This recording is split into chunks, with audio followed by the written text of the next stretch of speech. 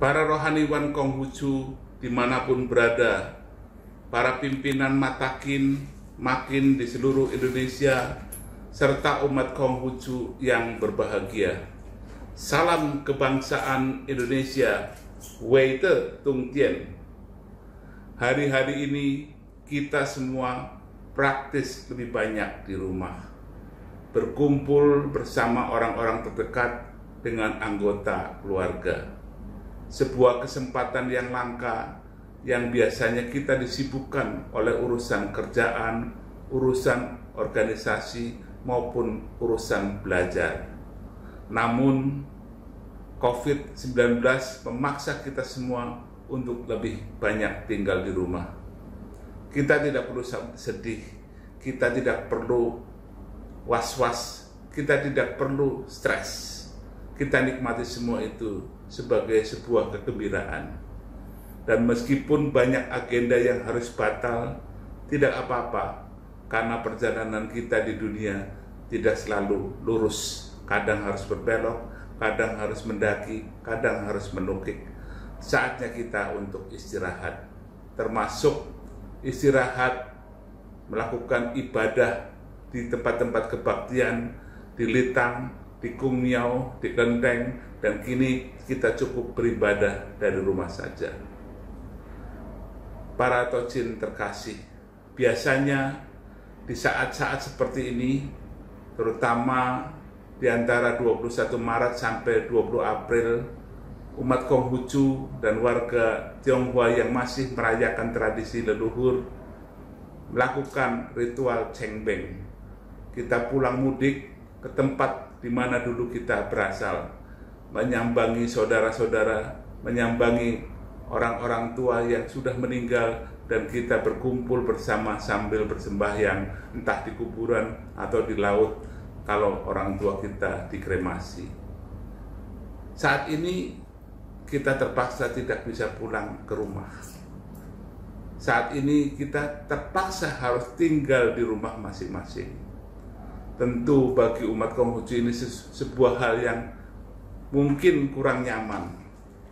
Tapi saya pada kesempatan ini ingin mengingatkan kita semua bahwa kita bersembahyang, kita berterima kasih, kita memanjatkan doa bisa dari mana saja. Memang kalau kita punya kesempatan datang bertandang ke kampung halaman, kita bisa berkumpul dengan sanak saudara.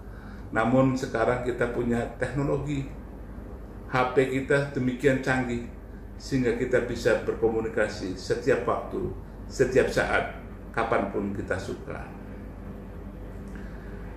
Ibadah Cengbeng yang paling utama adalah untuk sebagai tanda kita tetap ingat leluhur kita, tetap ingat orang tua kita, meskipun mereka semua sudah tiada.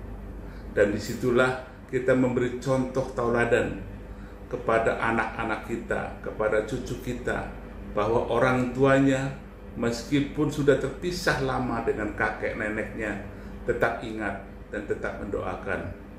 Inilah ajaran laku bakti yang tidak sekedar diucapkan, tapi dicontohkan dalam perilaku. Namun para Tojin, laku bakti itu tidak hanya sekedar mengingat orang tua, berkumpul dengan sanak saudara, tapi yang tidak kalah penting adalah bagaimana kita merawat cita-cita luhur mereka. Cita-cita luhur mereka mungkin ada yang belum kesampaian, dan tugas kita untuk melanjutkan.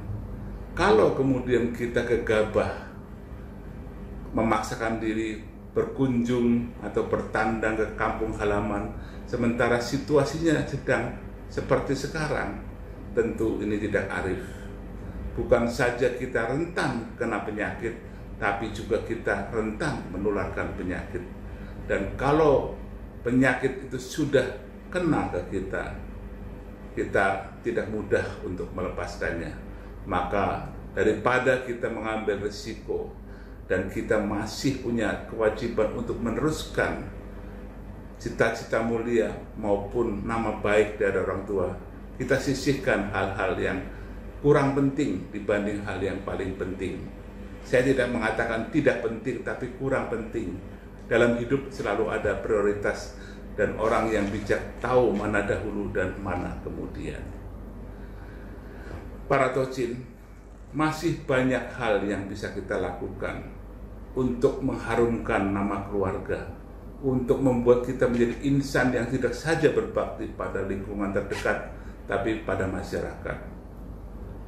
Uang yang harus kita gunakan, dana yang harus kita keluarkan, tatkala kita harus berpergian, baik ke kampung halaman maupun ke tempat ibadah sekarang, saya anjurkan untuk sebagian disisihkan membantu saudara-saudara kita yang saat ini banyak yang kekurangan. Corona ini memang berbahaya untuk kesehatan manusia, tapi yang lebih bahaya adalah dampak sosialnya. Semua aktivitas praktis berhenti, banyak orang yang mendadak kehilangan pekerjaan, padahal tidak bekerja satu hari bisa berarti tidak makan satu hari. Untuk itu, kepada kita semua yang masih punya kelebihan rezeki, saatnya untuk menyisihkan sebagian rezeki kita untuk saudara-saudara atau lingkungan kita yang kurang mampu. Nabi Kongcu bersabda bahwa bila diri kita ingin tegak, kita wajib untuk ikut membantu orang lain tegak. Bila diri ingin selamat, kita juga wajib untuk membantu orang lain juga selamat. Karena kita hidup bermasyarakat, tinggal di bumi yang sama, tinggal di rumah besar yang sama. Rumah itu harus kita jaga agar penghuninya semuanya selamat dan semuanya bisa hidup layaknya sebagai manusia. Maka para Tocin, terutama kepada pimpinan-pimpinan makin di seluruh Indonesia, saatnya untuk melakukan kegiatan-kegiatan sosial, tentu tidak memaksakan diri, tapi disesuaikan dengan kemampuan masing-masing. Apakah membuat dapur umum, memberikan bantuan sembako, atau apapun yang bisa dilakukan. Lakukan apapun yang bisa dilakukan. Jangan pernah berhenti untuk berkarya bagi sesama. Kita adalah makhluk sosial yang harus saling membantu dan saling berusaha agar kita semua tegak bersama-sama. Seorang cince bisa hidup rukun meskipun berbeda, tapi seorang sioren meskipun sama tidak pernah bisa rukun. Jangan hanya membantu orang yang sama dengan kita, tapi bantulah semua orang yang memang sedang memerlukan bantuan. Lebih baik kita membantu daripada kita dibantu. Artinya, kalau kita belum dibantu, kita masih mampu. Berusahalah untuk tetap sehat, jagalah kesehatan agar kita tetap mampu untuk berkarya bagi lingkungan kita, saudara kita, keluarga kita, meskipun kita hanya tinggal di rumah untuk sementara waktu. Itu saja, selamat menjalankan Cengbeng. Nanti tanggal 4 kita bersama-sama bisa berdoa dari rumah masing-masing.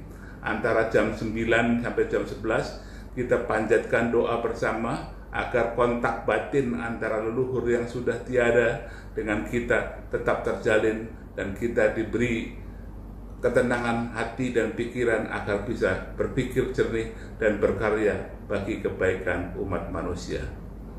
Terima kasih dan Wei Te Tung Tien San Cai.